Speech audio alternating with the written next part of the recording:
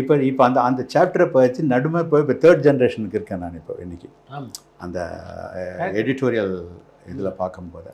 But இன்றைக்கும் அந்த standard of இதுன்னு இருக்குது பாருங்கள், அதுதான் நான் சொல்லுவேன். அந்த ஸ்பிரிட்டு மாறாமல் நம்ம ஒர்க் பண்ணுறோம் இல்லைங்களா, அது 55 வருஷக்கும் டயர்டு இல்லாமல் ஒர்க் பண்ணுறதுன்னு இருக்கு பாருங்கள், அதுதான் காட் கிஃப்ட். அந்த மாதிரி அவர் பண்ணியிருக்காரு.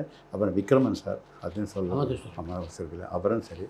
அதுக்கப்புறம் அது எல்லாத்தையும் மீறி அந்த பரணிதரன், மதன் அண்ட் இவங்க அந்த டீம் என்னுடைய வாட்ச் பண்ணி அனலைஸ் பண்ணி அங்கே விகடனில் நான் பண்ணதுக்கு எல்லாத்துக்கும் வித்தகாரம் மாதிரி பஃபூன் மாதிரி எல்லா விஷயமும் ராப்பரு, கவர் ஸ்டோரிஸு, போர்ட்ரைட்டு, இது ஆல் வெரைட்டி, ஆல் மீடியாஸ் வடிசார் மாமிலேருந்து எல்லாத்தையும் நீங்கள் எடுத்துட்டிங்கன்னா விகடன் சாப்டரில் வந்து one of the up to Velpari வரைக்கும் எடுத்துகிட்டு வரலாம்.